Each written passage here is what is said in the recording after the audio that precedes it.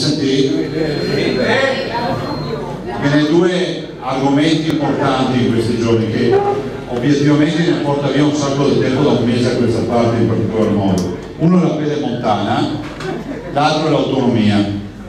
La pedemontana oggi è in Italia la più grande infrastruttura e il più grande cantiere presente sul territorio nazionale. Sono quasi 100 km di superstrada, 2 miliardi 258 milioni di euro, 38 comuni attraversati e 16 caselli. Per dare una dimensione, questa strada parte dalla 27 a Villorba e finisce sulla 4 dopo Vicenza. Vuol dire che tutti noi altri dai nostri territori entriamo a Conegliano, se dovete andare a Milano, Vicenza, Verona e qui la pedemontana. Cioè da questi territori più nessuno andrà per Mestre, per capirsi, perché è molto più breve, perché da Conegliano ad arrivare a Vicenza si mette circa 50 minuti con la pedemontana nuova. La strada ha una soluzione, nel senso che noi deve presentare una soluzione, purtroppo il governo ne ha abbandonato.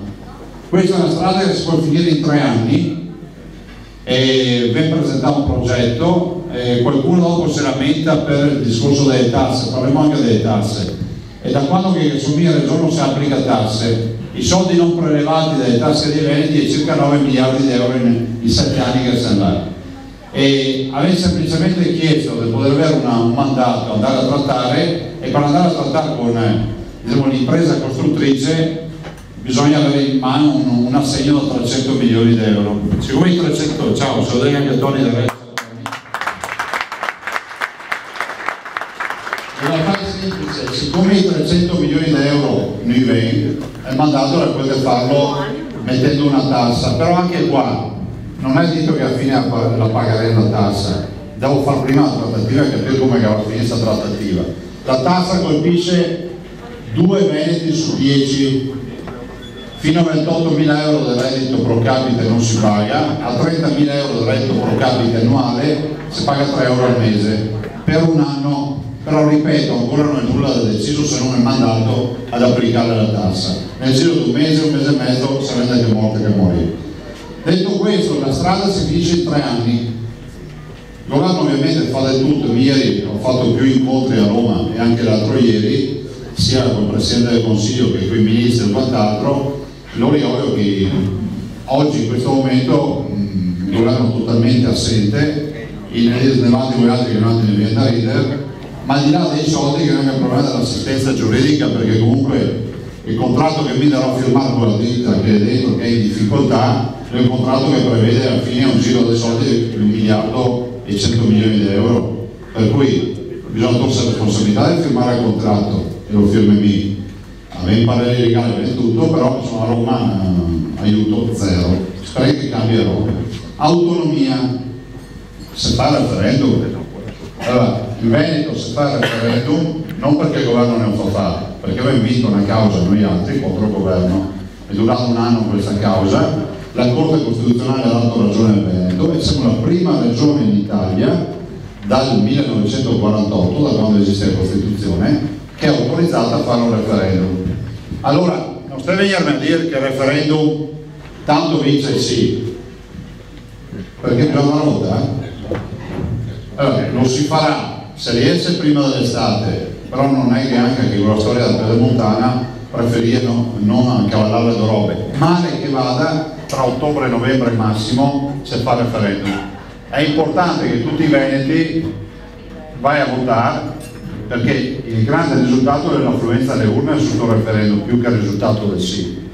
E noi altri diciamo sempre che non è il referendum mio, della Lega o di qualcun altro, è il referendum dei veneti. I veneti il giorno dopo li volvere all'alibi e dirmi non sono andato a votare perché non sono d'accordo con Zaia e con la Lega.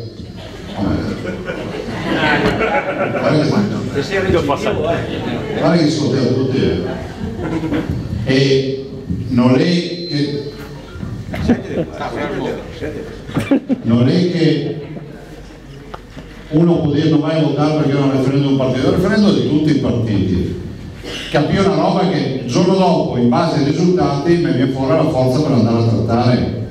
Però qualcuno dice ma il Veneto non diventerà mai regione autonoma. Non è vero, perché la Costituzione, all'articolo 116, prevede che alle regioni si può delegare fino a 19 competenze. Allora, se noi altri ne delega tutte queste competenze, siamo come Trento e Bolzano, le scritte in Costituzione. Dal 2001 a oggi, che è l'anno nel quale è stato fatto l'articolo della Costituzione, non è stata una regione che ha una delle 19 competenze. Ovvio che Roma non le dà queste competenze, però se si va al voto e se va in maniera pesante, che comincia ad avere affluenza del 70-80%, capì che la roba cambia perché te va a Roma e te pone una questione. Se poi qualcun'altra soluzione può diventare autonoma e fa altro che dire come che si fa. Mi so che bisogna farli nella legalità e seriamente. Il referendum non lo fai per strada con i gazebo, serve il certificato elettorale, dove andare ai seggi come al solito, là trovi gli scrutatori, trovi le urne, trovi le cabine elettorali, trovi i militari che fa guardia ai seggi, alla fine si fa il sfoglio e vengono fuori anche i risultati. C'è una roba seria sul referendum. Però la forza, ripeto, che ne viene data a noi altri è solo direttamente proporzionale a quanti che va a votare. Quindi l'impegno che ognuno dei altri deve ciapparsi è quello di convincere vicini, amici, parenti e tutti di andare a votare quel giorno. Se vota per modificare l'orario dalle 7 del mattino alle 11 del sera, è una domenica, sarà solo una domenica, quindi attenzione, perché qui che non vuole che passi l'autonomia, andare a dire in giro che si può andare a votare anche lunedì, non so penso che fa, si vota solo la domenica dalle 7 del mattino alle 11. I risultati li vedi direttamente la domenica sera e mi spero che siano risultati forti. Se non ci saranno risultati, la cartellina dell'autonomia sarà lì, è chiuso, basta tutti i paroli a casa nostra, o in autonomia, o in S2 Trento Bolzano, chiuso. Questo...